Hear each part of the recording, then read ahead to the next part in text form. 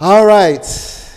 And today we're going to talk about the spirits of the times that we are living in. We are in our Halloween season. Halloween is this week, and people are talking about the evil spirits, the devil spirits. But the one thing that you need to remember as a child of God, that your name is still holy, your name is still worthy. In other words, your name is still holy, it's still a dedication, a consecration to the God self. Your name is still worthy, which means having the qualities that merit recognition.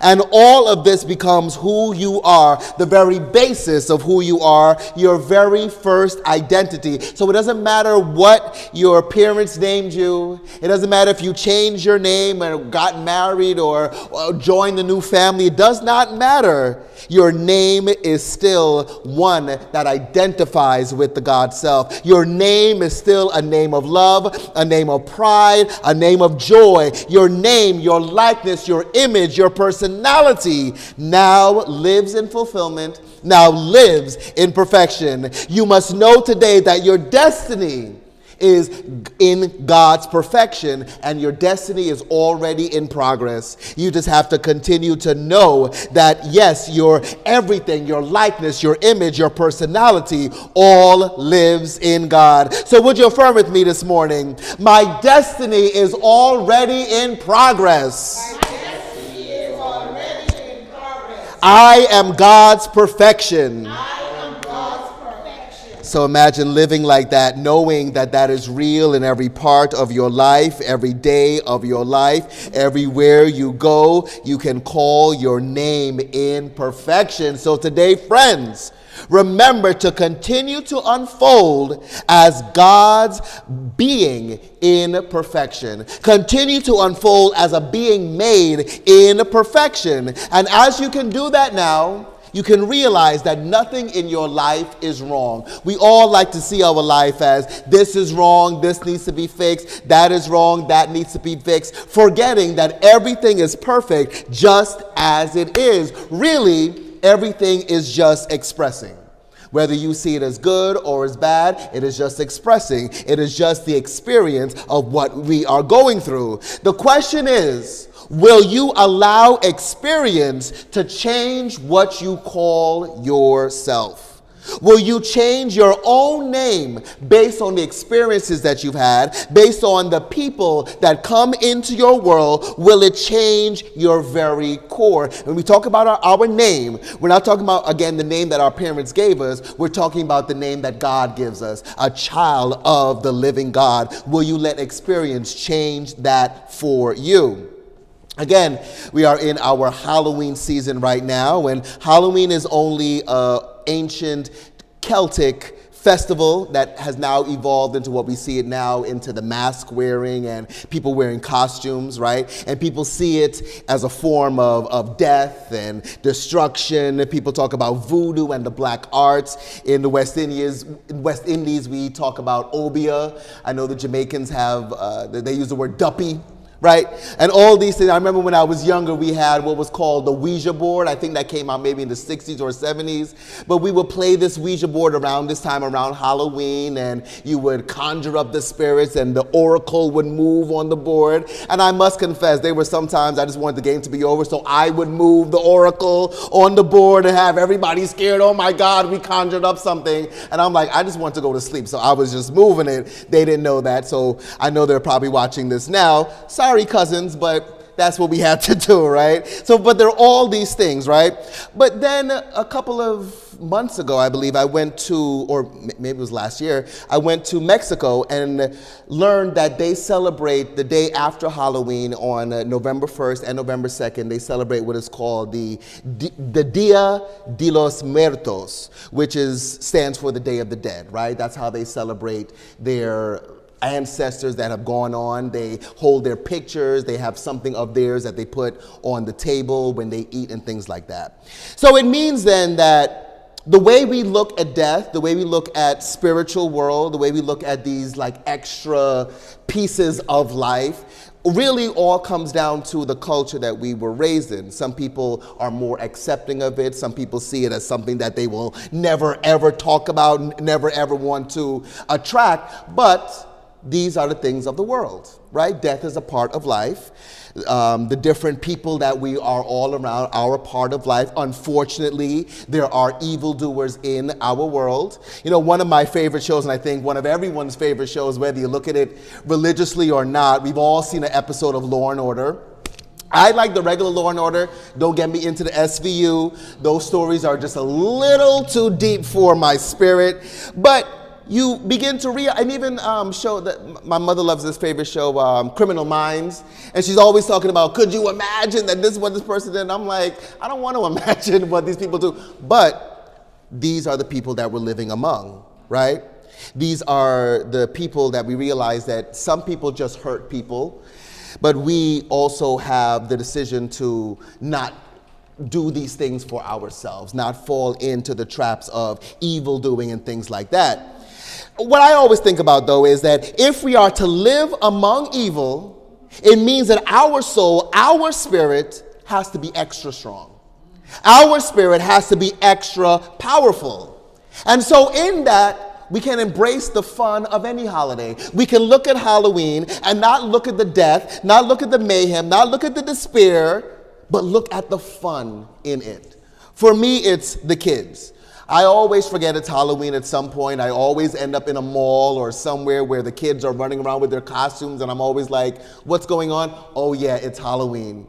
And the greatest thing is, you know, the kids in their Halloween costumes running around. And this is also one of the visions I see for Black Diamond Worldwide Outreach. When we have our own place, I would like us to, every Halloween, to have what is called a trunk or treat. Those are becoming more popular now. Now, see, when I was growing up, I grew up in the late 80s, early 90s when I was really trick-or-treating out there. I was Batman for like 5 years. He's still one of my favorite characters in the world, right?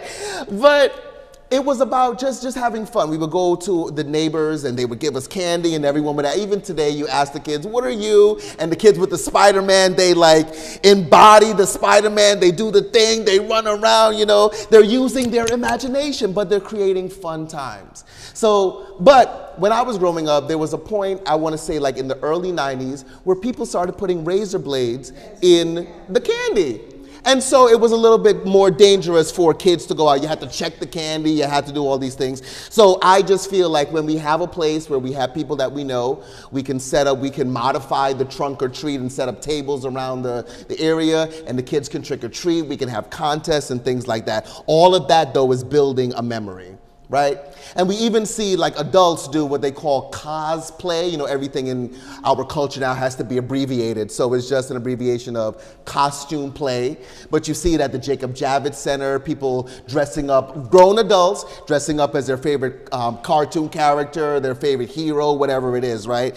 But it's really escapism, right? Isn't it? It's people like stepping out of their shells and embodying another character, embodying something else. But with all of that, though, can we celebrate life?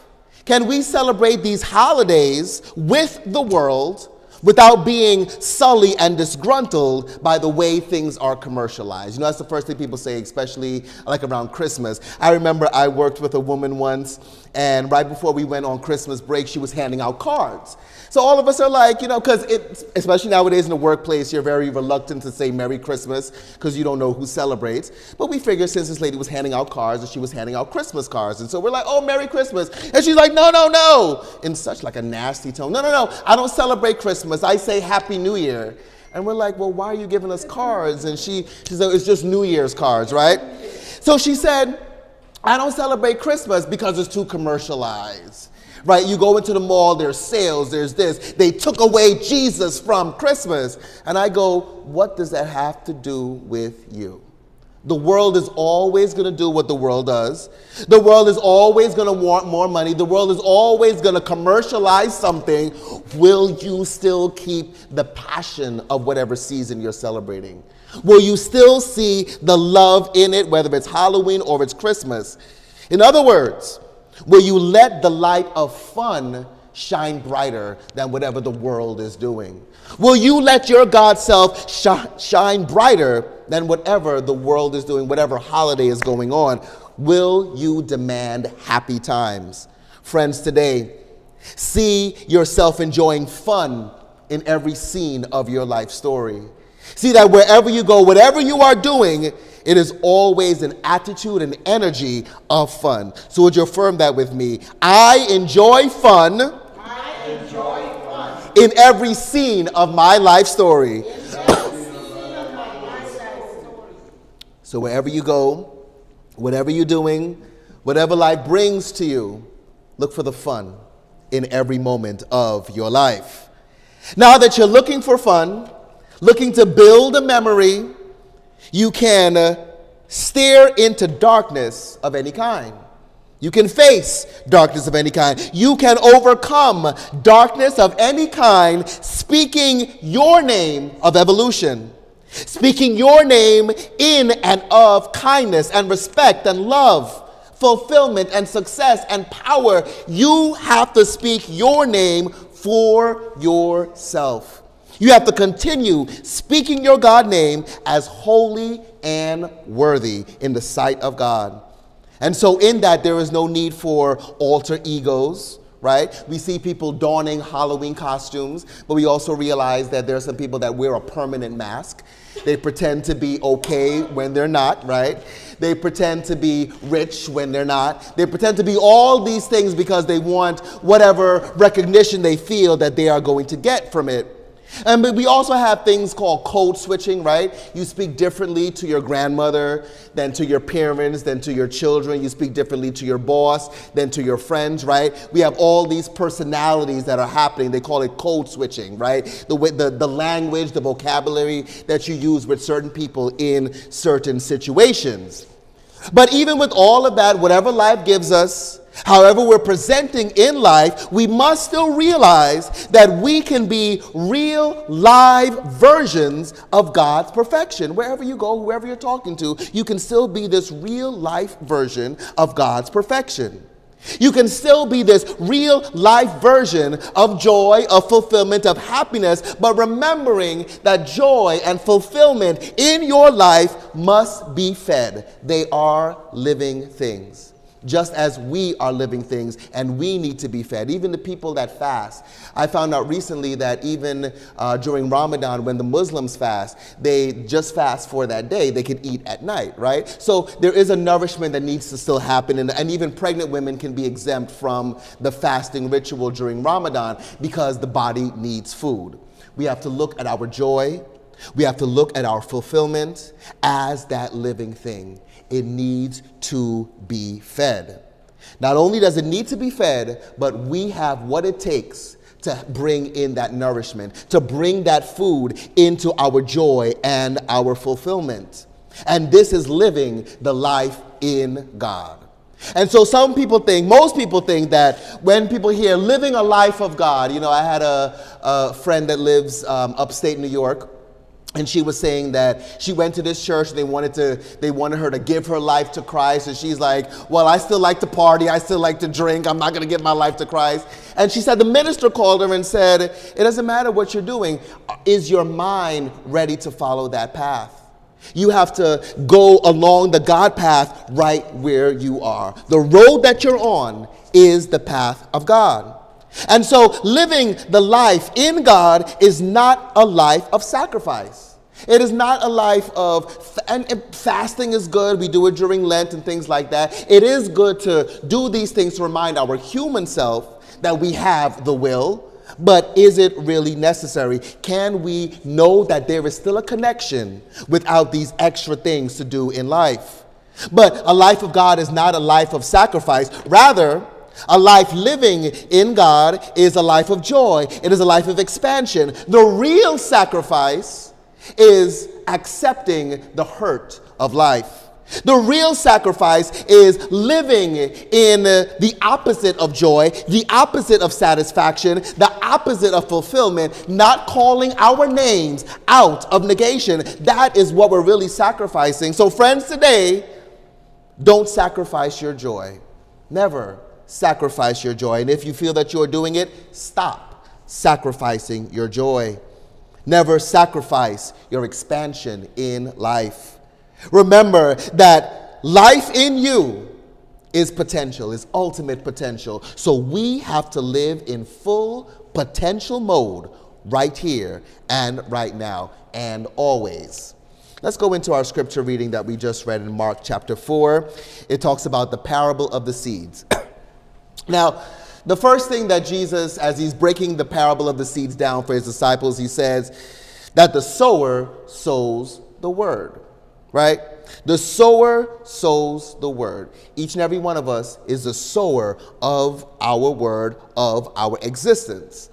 But not only do we look at this parable and we see how seeds can grow that bring us fruit and vegetables and whatever, the things that we actually eat, but we see our seeds as the dreams that we plant in the world, the words that we plant in our world.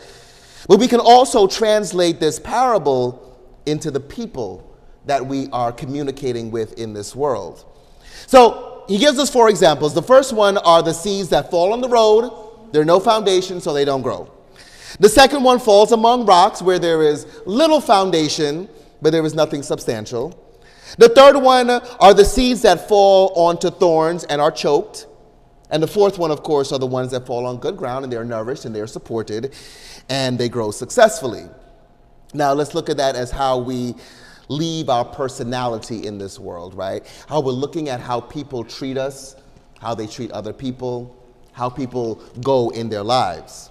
Now, if we look at people whose soul, the seed of their personality falls on rocky ground where there is no foundation, those are the times that we don't take extra time in any situation for our spiritual growth, for our soul growth. To understand that whatever the situation is, as we're planting our personality in every situation, I remember Maya Angelou always said that people will not remember what you said, but they'll remember how you made them feel. So you're planting your personality, you're planting your love, you're planting your joy, you're planting your seed of yourself in any situation. When you come out of that situation, whatever energy you left in that situation is what you brought to it. Some people bring a seed of no foundation, right? Where there is no soul growth, there is no evolution. It's kind of on that superficial level. Some people plant their dreams in rocks where there is little foundation. Some people plant their personality, plant their experience in superficiality, where they're only looking for temporary praise, what can satisfy them in the moment, right? There is nothing substantial, there is no substance in it. And there are some people, some dreams that fall among thorns, where they grow, but they are choked. There are some people that plant their personality among thorns, where they want to grow, but because of the experience, because they were a victim of whatever they were a victim of. And again, we talk about Law and Order, SVU, right? There are people that have been victimized. And so every time they try to grow, something chokes them. They're growing their seeds, they're growing their personality among the thorns in this world. So as they're growing, they're always choked by something. And sometimes it's their own fear. It's always actually their own fear, their own doubt, their own worry, their own distractions of the age. Everything in the world is bad. Everything in the world is crazy. And so they choke their own desire. They choke their own God personality from shining through. But here it is that we can look at the seeds and the personalities that are in good soil. And they grow and they're nourished and everything is wonderful. If we can see each experience as a seed that we are planting in the world, we can realize that even if we plant our seeds on no foundation, little foundation, even though they are choked with the thorns and all the stuff that happens in the world, we can replant our dreams. We can replant our personality in good soil, in the good nourishment of our consciousness, of our God. We have to see ourselves as the rich soil that grows perfection. As we see each experience as a seed that we're planting in this world, we must know that we have the sufficiency to grow each and every dream. to grow our personality bigger and bigger, where we're just expressing more love. We realize that everything that we are going through are only God expressions in varying degrees of expression. It's in varying degrees of unfoldment. How do you choose to unfold? In other words, what name will you carry? Will you change your name from holy and worthy and increase that energy? Will you increase the energy of your God self? Will you represent the energy of your God self? Friends, today, see your future creating your name in success. See your future building and expanding and increasing your name in plenty. Remember that you are worthy of claiming God's image, God's likeness, God's purity, God's goodness in your world. You are worthy to claim your name and your image in success, but you have to continue to speak it into your world. You have to continue saying that, yes, I am standard. I am standing in life's evolution, in life's success, in life's perfection. So wherever I go, whatever I do, I stay in this wonderful energy. So let's affirm this energy in our world.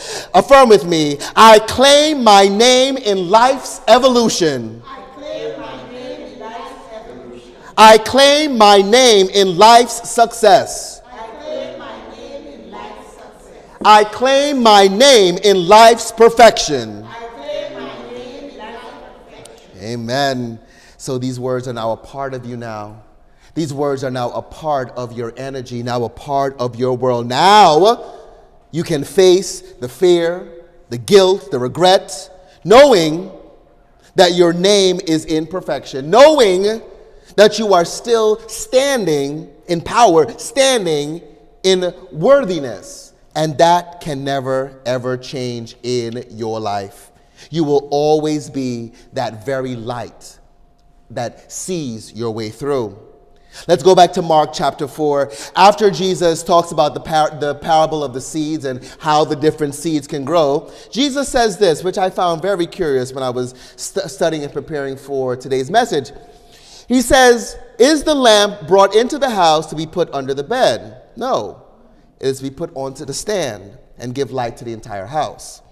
One version of the Amplified translation in Mark 4, verse 22 says, things are hidden temporarily, only as a means to revelation, right?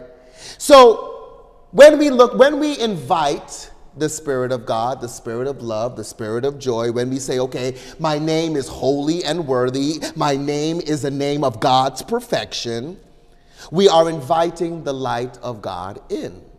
Now, the thing is that this light cannot be stifled, it cannot be restricted. You can't restrict the light. It shines how it wants to, where it wants to, on what it wants to shine on. We try to stifle the light, we try to control it, we try to regulate it, because the thing is that the light will always shine on our biggest fears. It will always shine on our biggest problems. I remember Oprah once saying that once you see a new life for yourself, the biggest things that you have to work on will come up first, right? So this is when we invite the light into God, we invite God's light into our lives. It shines on our biggest fears, on our biggest worries, because that is what we have to go through. The thing about God's light is that it shines purely as it is. This light is strong enough to burn away the weakness of negation, the weakness of fear, the weakness of doubt, but still keep our love strong, because love is strong in us. Joy is strong in us. Fulfillment is strong in us. Negation is weak. So negation must be burnt out by the light of our goodness, the light of our God. And therefore, all pain, all fear, all doubt will come up when we invite God in. Can we let the process happen? Can we understand that where we are, even with the things that we need to deal with, we are still living in perfection. And because of that, we can never ever judge our perfection. All we have to do is live it. All we have to do is open ourselves, open our minds, open our hearts to remember that we are still in God's perfection. In that, We can know that we are gaining more understanding of ourselves, more understanding of the people in our world, more understanding of how situations unfold in our life. Sometimes you hear some stories about what people went through and you think like life is stranger than fiction. You know, sometimes you hear things, you're like, you can't make that stuff up. Because life is so intricate and has so many avenues and has so many things that we have to deal with, so many things that God's light is shining on that we may not want to deal with, but know that this light is strong. This light that is shining on all the negation in your world is because you have to go through it. But God's light is stronger than even you can imagine. God's light now erases all negation from your life. The great power in your life is you yourself. Right where you are, right where you sit, you are the great power of life. So would you affirm that with me? In God's light, I erase all negation. The great power in my world is me. Can we hug ourselves? The great power in my world is me, and I love me. That's my favorite affirmation. Quick and easy. I love me. Just hug yourself. I love me. And this is how you continue to understand that you are the great power in your world. So we can move on now, constantly minding our own business. Again, if you don't want to celebrate Halloween, you don't have to celebrate Halloween.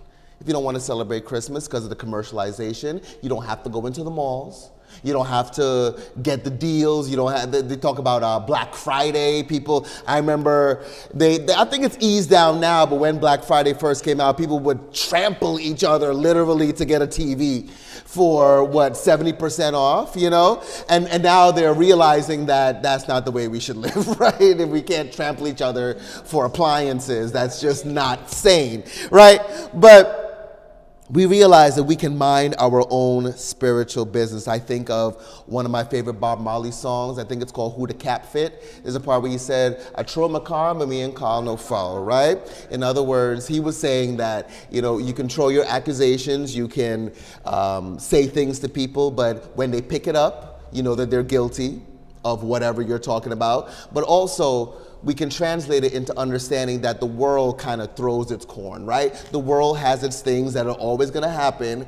Nobody called you to it. If you don't want to pick it up, you don't have to, right? If you don't like something that someone else does, as long as it doesn't harm people, I believe that's when you speak up. When it's harming, especially children, when people are harming pets and other people, you know, pushing their ego into the situation, that is a different story. But other than that, I always mind my own spiritual business. I remember seeing a video of a guy. This guy was on his phone. He's walking through Walmart, and apparently some teenager let off fireworks in Walmart. And he's walking, he looks behind, he sees the fireworks, and he just keeps it moving because that's none of his business. Walmart will take care of what Walmart needs to take care of, right? So, but also we know that as we're minding our own business, even our little words matter, right? We realize that to speak is to invite the presence of whatever it is, even little things. I think about, you ever be in a group of people and you're talking about someone who is not in the room, right? And then the person who you're talking about comes into the room and someone goes, "Speak of the devil." You know what I say now? I say, "Speak of the angel." And everyone always looks at me like, "Oh, speak of the angel? Oh my God." Well, just because everyone is using it doesn't mean that I have to. But I look at it as that's not what I want to invite into my world. I don't want the devil in my world. I don't want the devil energy in my world. Even though it's a part of the world, I don't have to call it into my life. So as, as people are coming in, we can say, "Speak of the angel." We can change our words around so that we can realize that, okay, there might be good seeds, there might be bad seeds, there might be good people, there might be bad people, but what seed will you be in this world? Will you continue to see yourself, to speak your name as holy and worthy in this world? What seed will you be? What seed will you nourish? What seed will you plant into this world? What seed will you water? What seed will you grow? Today, friends, remember to bring all the love in you and know that you are worthy of every good and perfect thing. Know that wherever you go, you're minding your own spiritual business, but you are opening up to a world of joy, a world of fun. And whatever situation that you find yourself in, whatever world you find yourself in, whatever holiday, whatever time of the year, you can still speak your name as the name that represents the goodness of God. So would you affirm this last affirmation with me? Affirm, with all the love in me, I know that I am worthy of good. One more time. I am worthy of good. I am worthy of good. Go out now and live as a person that is worthy of every good thing in your world. Go forth and know that, again, no matter the holiday, no matter the time of year, no matter the trick-or-treaters, no matter who tries to scare you, they have this thing before Halloween called Mischief Night. And, people just do all these types of crazy things. We don't have to get involved in that. We can know that we are walking with a spirit that is strong, that is powerful, that is good, and that is ready to share that good in the world. I love you so, so much. Thank you so much for listening. I love you, love you, love you, and God bless you. Be blessed.